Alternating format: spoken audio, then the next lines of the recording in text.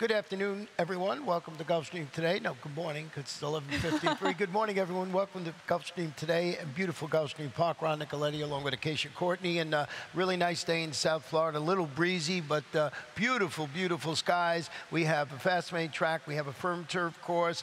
And I have to do this. They're forcing me to do this. I got to show you how many people beat me yesterday in Beat the Expert. Yes, we did have a couple of winners. Congratulations to those of you who will be receiving your polo. Ron, you had a pretty good showing with a few winners, right? A few winners, been some seconds, but they don't count. And these guys did an excellent job. Michael McGrath, Paul Mikowski, and Don Covello have done very good. I like the fact that one of them, maybe that Italian guy, I can handle that one there. So, you know, always every Friday, Beat the Expert. It's either me or Acacia each and every week. Next week it'll be Acacia, and makes for you get a chance to get one of those cool polo shirts. So congratulations to all those winners, and now we'll tell about our wagering menu today. Sounds we like a have plan. the Super High Five. We have a little over $3,000 in that pool, starting right in race number 1. And every time we have 7 or more entrants, we do have the rolling Super High Fives throughout the afternoon. And we also have the first of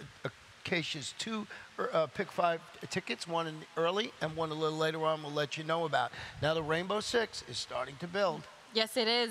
Nearly $27,000 in that carryover. That starts in race 6 today. We do have 11 races on today's card, and then we wrap things up in the 7th race with the late pick 5, just a 50-cent wager as well.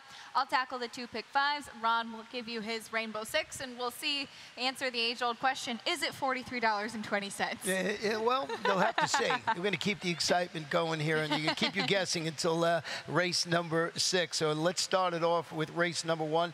1 mile and 1/16. As I mentioned at the top of the show, the turf course is firm. Claimers 4 and up, $12,500. Scratch the 3 and scratch the main track only. Number 9, Jaden's Best in here. And we have to look at Acacia's first pick 5 ticket. Yes, we do. We'll give you a look at my ticket to start things off in here. I did find a single, which was good because I wanted to spread in the 5th race. Kept it affordable, just $45 on this Saturday afternoon.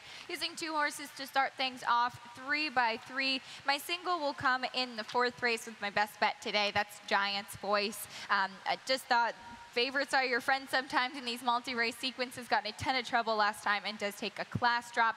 Then again, spreading with actually using 5 horses in the 5th race because I had a tough time getting a handle on that one. $45. I would have gotten 7 in that one.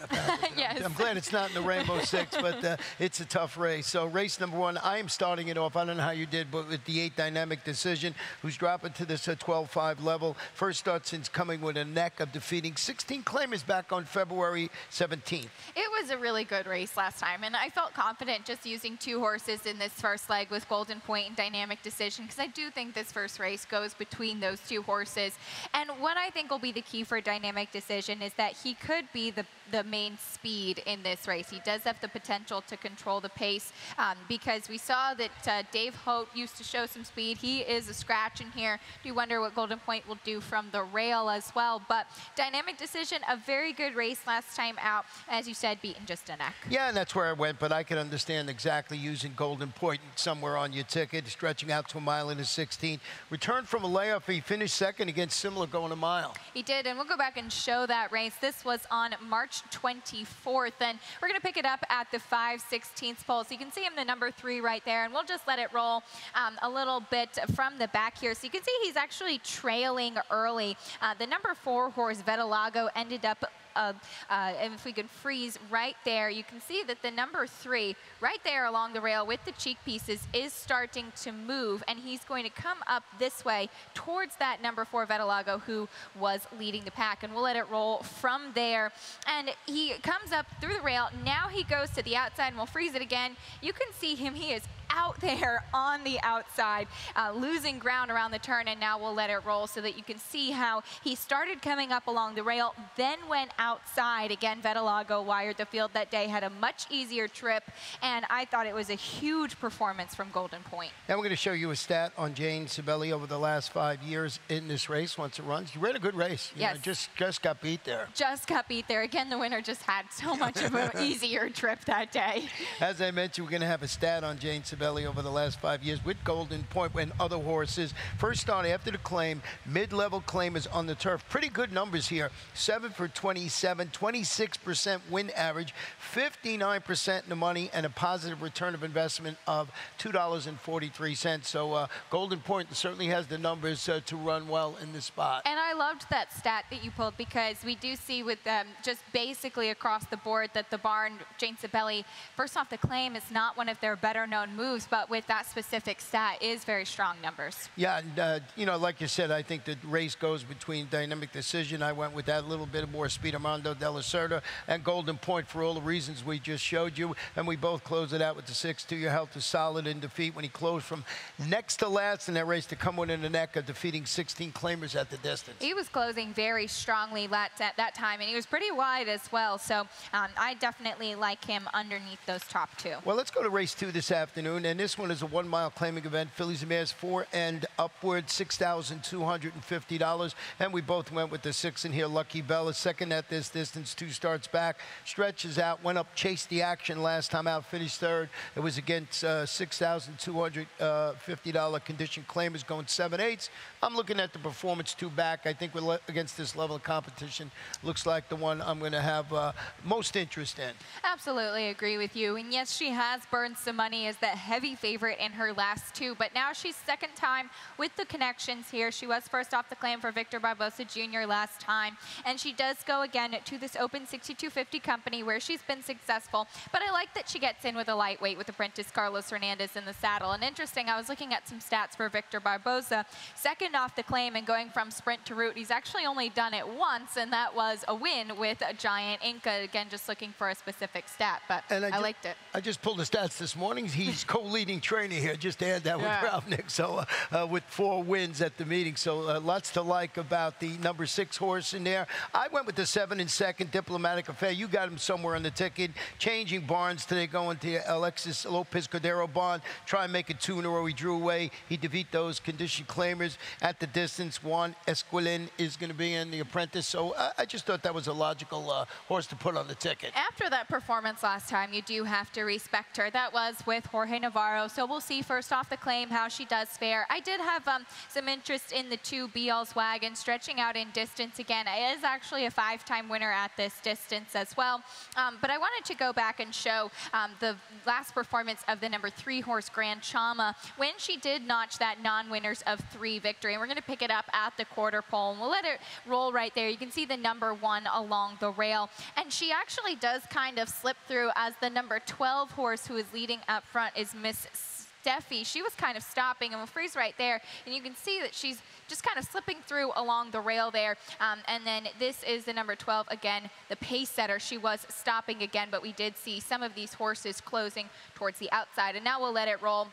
She does sneak through on the inside there. Rora Ima is the number 3. She did end up getting a 2nd place finish that day. So again, we saw a closer on the outside. I thought it was a big performance from Grand Chama on the inside. Now stepping up to open company. Yeah, just the shortest distance home in your turn for home. So that is a race and number 2. So I think we got the logical ones in race 3 this afternoon. 6 furlongs, claimers fillies, 3-year-olds, $12,500. I went with the 2 horse in here. And you started it off with the number 5, and that is Hello, Juliet. I did. I just went with the one that's dropping in class, basically. I do respect Loving Valentina. We know she's a pretty hard knocker for a 3-year-old filly. But Hello Juliet has actually tried Stakes Company several times. Even before she broke her maiden, she was running in Restricted Stakes Company in the Florida Sire Stakes Series. She did win sprinting. It's the State Bred Maiden Special Weight Company. Took the blinkers off last time. They go back on today, and she gets a significant drop in class. Yeah, I mean,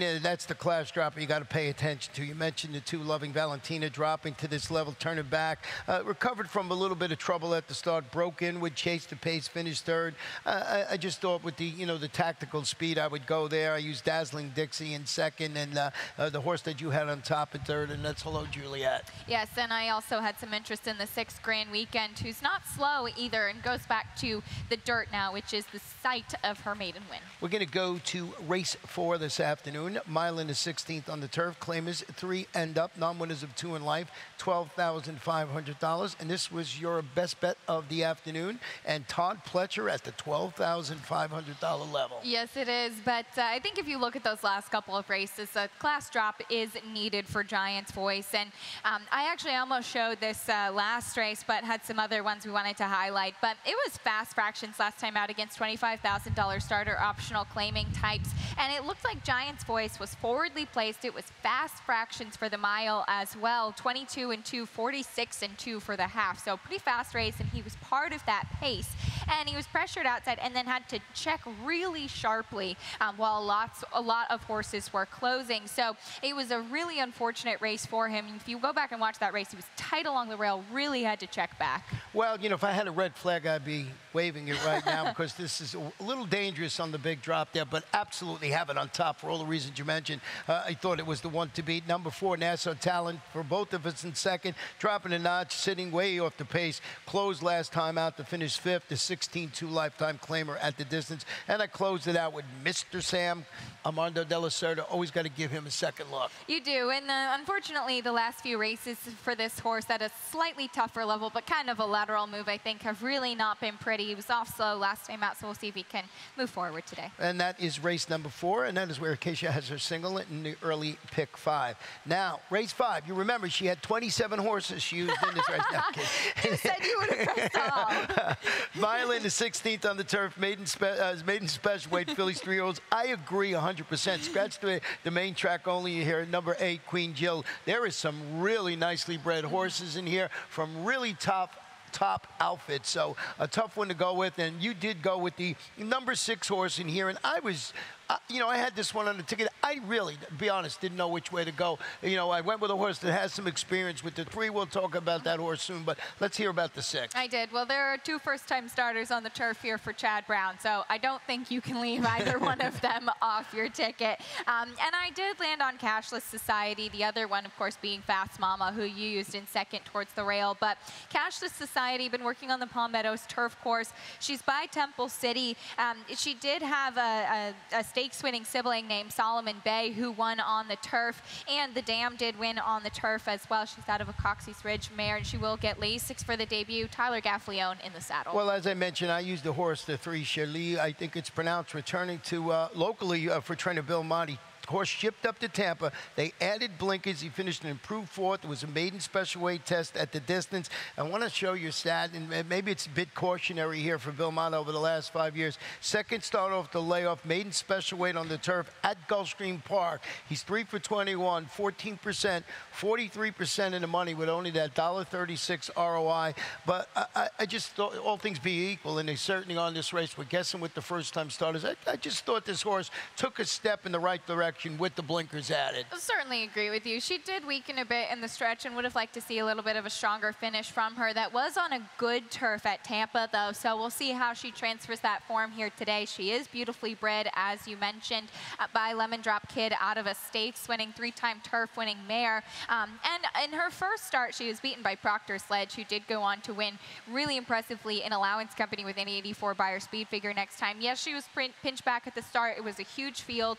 Didn't think it was a good performance at all, but maybe now with some experience under her belt. Well, we've been telling you all week since we got back here Wednesday to watch these horses that are arriving at the fairgrounds to see where they'll fit in your handicapping puzzle. And one of those horses is the number 7, and she's a gracious lady. She is, and we'll show this race from the fairgrounds. We did see these connections, Keith Bourgeois and CJ McMahon, get a win on yesterday's card, and we'll let you roll it there with the number 2, She's a Gracious Lady, and we're just picking it up at the quarter pole.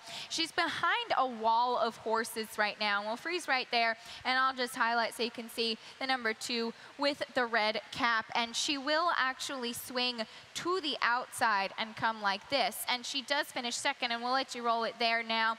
Again, keeping your eye on the number 2 horse. And so I thought that she was really game with actually 3 horses heading to the wire. Now it even looks like she's not even going to make it, and then those top 3 horses do pull away, and she she is widest of all. Again, the number 2 with the red cap on the outside. So thought it was a huge performance from her. She is 0 for 7 still, but I do respect her and think she might be part of the pace scenario in this race. Yeah, and like I say, so far I can tell you that the horses that have arrived at fairgrounds, wherever they've been placed, been running okay. So just keep that in mind. With that, we'll take a short break. When we come back, we'll talk about the Rainbow 6. At ExpressBet, we celebrate the champions that make horse racing great. That's why we provide more ways to bet from more places than ever.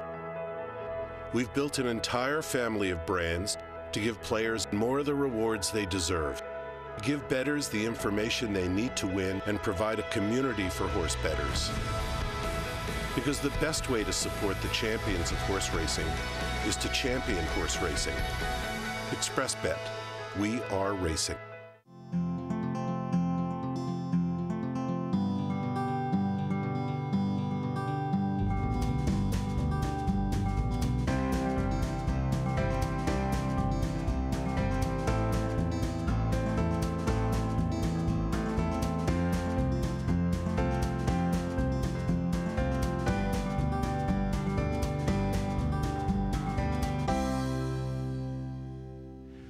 Race number 6 this afternoon is 6 furlongs, maiden claimers, fillies and mares, 3-year-olds and up, $12,500. Scratch the number 2 horse in here, and as I mentioned, this is where the Rainbow 6 kicks off with an 11-race card. I'll show you my ticket.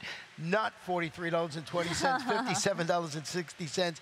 I struggled to find a single. If I was thinking of single again, the 9th race, but I just couldn't do it. So you see my progression, $57.60 for me to today, and the carryover is starting to build, so I felt comfortable, you know, stepping it up a little bit this afternoon. Had to use 3 in this opening race. And I think you have, I hope you have the right 3, because those are my top 3 as well. But I agree with you. I think the second part of the card, you do want a little bit of coverage. And even the horse that we landed on to the outside is trying the dirt for the first time. Yeah, it's a daughter, Big Drama, drops to the 12.5 level, as you mentioned, on the main track. Ducked outward at the start a little bit, showed some early interest, faded from her earlier exploits. She finished 9th. That was our $20,000 career debut, going 5/8 in the grass. Milt Wilson, very, very limited sampling. He's 2 for 7, 29%, with horses going from turf to dirt, so I hung my hat there. That's what I did as well, and pedigree suggests that she should be able to transfer her form just fine. The dam's only win was sprinting on the dirt. And the number 4, What's Your Dream? I imagine now with the scratch of Poda in here will probably be the main pace setter. So that's why I did have to use her. She is 0 for 14, but she's cutting back in distance to the 6 furlongs once again, which is where some of her stronger races have been. Yeah, you know, I was going to leave the number 1 Star Baby off the ticket, making her first start since finishing 2nd against this caliber competition, going a mile, but it was last March. Juan Arias, Nicky Figueroa in the saddle. I just kept going back to this horse, and I said, I'm not going to be beat by this horse, and why I added to the ticket, and that's how it got to $57.60, because I just couldn't leave more, but I got a feeling that horse is going to run okay in there. Race number 7 this afternoon, 1 mile and 1/16 on the turf. Claimers 4 and up, non-winners of 3 races in life, $12,500. This kicks off our final pick 5, and we got a big field of 9 runners in here. Yes, we do. We'll show you my pick 5 ticket as we start things off in here. I just used 2 horses, which I hope is going to get me off the ground as we started off the 3 Big Money Machine and the 7 Vegas, spreading with 4 horses in the 8th, 3 in the 9th, and 2 and 2, $48 for me. I, too, could not find a single, so I tried to keep it around that $48 mark. Yeah, and I think you're right. Going in those races there, the 8th and 9th, I think they're wide open. Like I said, I wanted to single in there. I just couldn't pull the trigger with them. Now, did you start it off in here with the number 7 Vegas, or did you go with Big Money Machine? I went with Big Money Machine on top. top. Yeah, this one dropping a rung on the competition ladder after dueling through the stretch, coming up only that head short against finishing 2nd. It was a 16th, 3 lifetime claimer at the distance. Looks like this little bit of a drop, and, you know, just ran very well last time out, was the logical one in there. And we split our first and second horses, but that was it. I know, and I agree with you. And Big Money Machine is a horse that I have been chasing for a while. He's not an easy keeper. He doesn't normally join us in the walking ring. He is a little bit high-strung prior to the race, but that's just normal. But he's got a ton of talent, so I do hope that he is able to sit a nice stalking trip in here and get the win. But a horse that probably will show speed on the drop-in class and now third off the layoff is the 7 Vegas. And I wanted to go back and show his last race because he was pretty unsettled early on. And we're going to show from the break to around the 3/4 pole. So keep your eye on the number 3 and we'll just let it roll a little bit. And so you can see how he is forwardly placed. If we just freeze it right there, there he is, the number 3. Up front there, and now we'll let it roll as they head toward the turn. And he's doing pretty well right now. He has a horse that does cross in front of him, and right there, if we can freeze it, he does take back a little bit. Now he's behind horses, and he just looks a little bit ranked. So keep your eyes right there as we let it roll around the turn.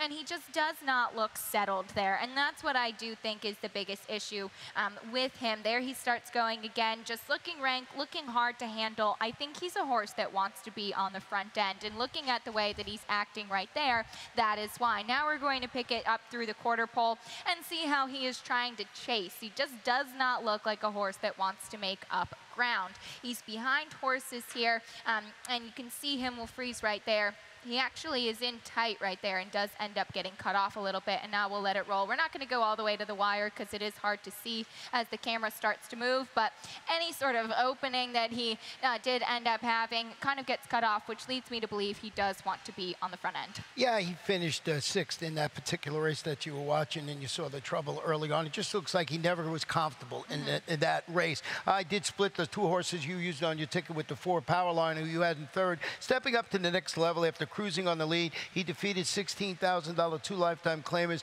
won that race by almost 5 lengths. Alan Iwinski, apprentice Nicky Figueroa, named to ride. This one's going. Yes, and if he goes and Vegas on the class strap goes as well, hopefully it sets up for Big Money Machine. Yeah, and that's what I was thinking, why I put Big Money Machine on top. The race number 8 today, 6.5 furlongs, claimers 3 and up, non-winners of 2 in life, $6,250 in here. We do have a couple of scratches. The 5 Shot Jack and the number 6 2 Bien have been declared out of that race. I went with the number 1 Spurs and Bows, and so did you. This one now in the John Service barn. Yes, and switching to the dirt once again as well, taking a significant drop in class. His last race was going against $25,000 non-winners of 2. That was on the turf at the Meadowlands. And his last dirt race was around this level of competition in the claiming ranks at Monmouth. So he'll move into the barn of John Service, which you certainly have to respect. He's coming off a 6-month layoff, and he's going back to the dirt. So lots of changes. You respect the connections, but I was not about to single this horse. Well,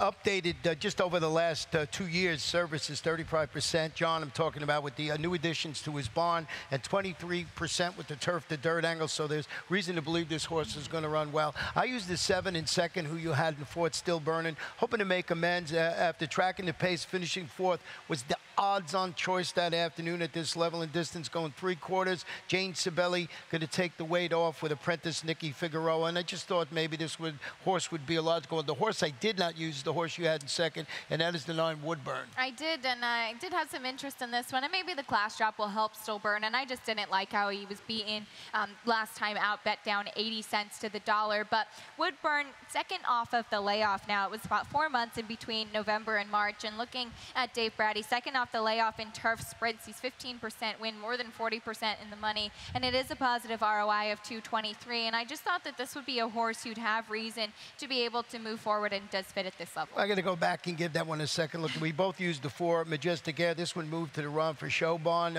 after that claim debuts locally. Another horse from the fairgrounds was sent off at 30 cents to the dollar last time after that 12-5 maiden victory. Went up, finished 3rd, backed up as the odds-on choice in there. So 7,500 condition claimer.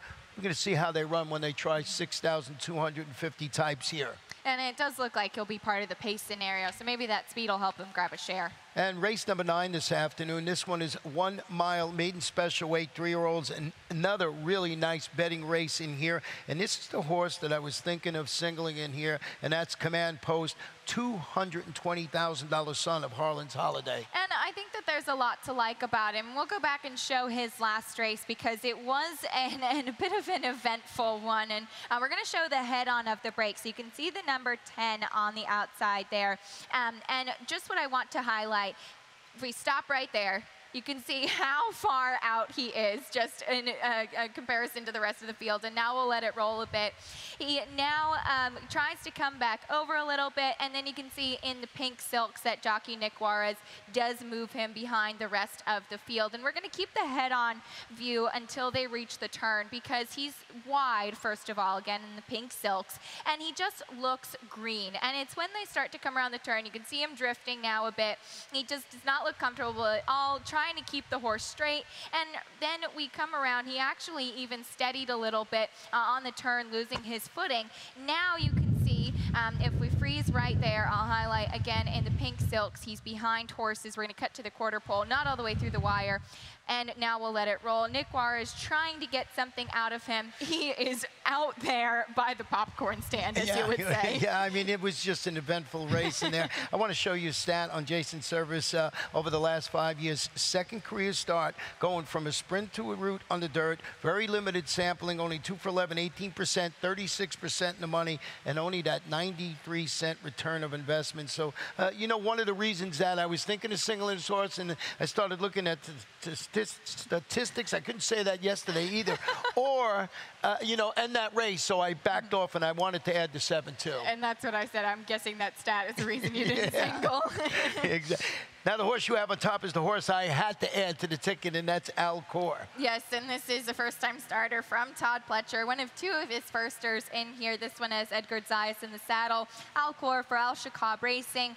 Beautifully bred. He cost $500,000 at the sale. He by Bodemeister. We've seen progeny of Bodemeister be pretty precocious. The mare was a multiple graded stakes winner as well, including winning the grade 1 Spinaway. She won it first asking too. So I did think with the precocity, this one would be ready to fire. Another horse I was looking at, Nan, and you use on your ticket is the 3, Mr. Attila, the half-brother at the grade 1 stakes place, a horse called Uncle Lino. I think he finished 3rd in the Santa Anita Derby, stretching out to a mile after returning from like a 5-month layoff. He showed some speed. He faded. It was a really good race. The winner's Timeline came back to win. Giuseppe the Great came back to win up at Keeneland, and Time to Travel. So he's my upset special in the race. And I was saying, I was surprised you didn't use Outside Looking In coming out of the key race, because it's that same key race. We saw Timeline go up to New York and win by 13 lengths. An incredibly impressive performance from him with a 102 Beyer speed figure. Giuseppe the Great with a 90 and Time to Travel, the full brother to Hard Not to Like. And both of them come out of the race and had to decide which of the 2 I was going to use. And I went the other.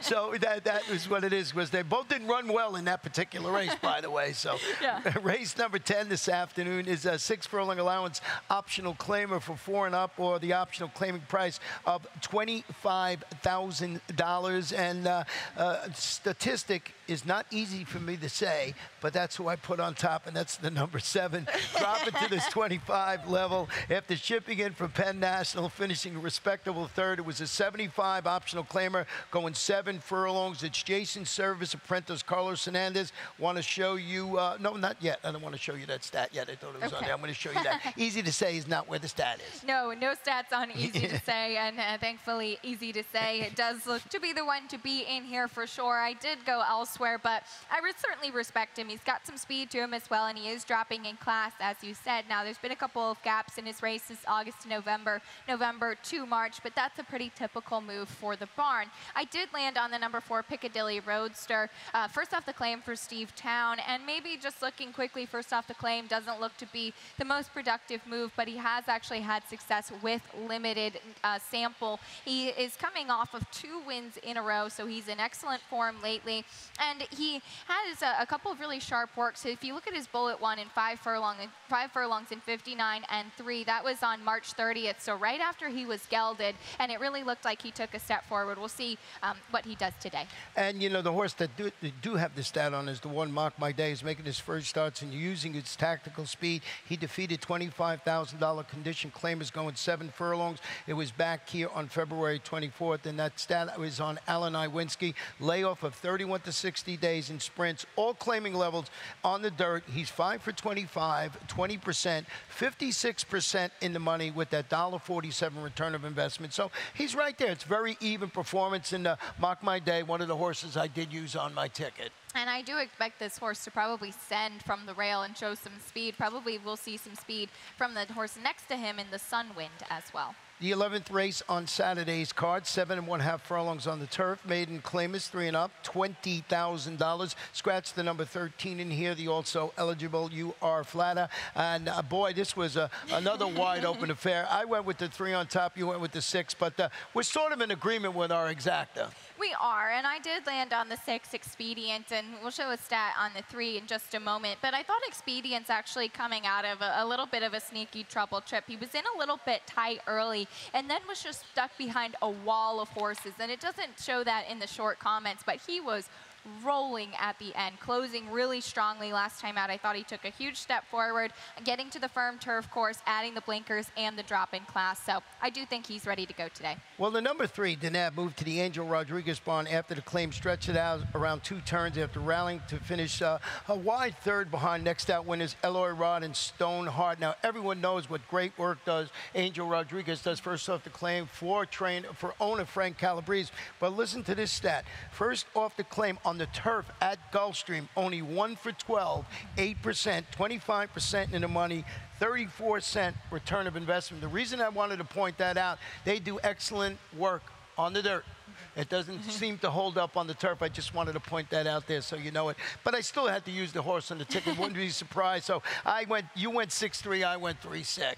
Well, yeah, I think you have to respect him, and that's a really good stat to highlight. He said 2 good races closing at the 5 furlongs. So I was wondering, is he just a closing sprinter? Is he going to be able to handle the 2 turns with the stretch out in distance today, plus those changes in the barn? I did have interest in a first-time starter, the 5, No Denial for Brian Lynch. Of course, the glaring thing is that he's debuting for a $20,000 tag when he was purchased for $180,000. But actually, where's my red flag again? Yeah, waving the red flag with that one. But he does debut with Lasix, and Brian Lynch actually does a really sneaky good job with first-time starters in maiden claiming. 10, Dividend is going. Yes. This one's going to be the speed in there, be playing catch me if you can. I think he holds on for a share of the rolling super high 5 in that race. And I think we have to mention the 8 because you do a long shot every day, and we actually had the same long shot without noticing it at all. But 15-1 on the warning line, the number 8 Warranted, trying the turf for the first time, and certainly bred for it for Kathleen O'Connell. And coming out of a key race, you know, so you knew I was using it. Of course, of course. So that's 15-1. Make sure you throw that one on your ticket. When you saw my Rainbow 6 ticket, it was on there. So trying to get that one in, that'll help the Rainbow 6 pay awful lot. So good luck with all your selections today. We're going to turn it over to Pete Aiello in just a couple of moments, and then we'll be back for the rest of the afternoon. We have to take care of these horses that, you know, give us so much joy.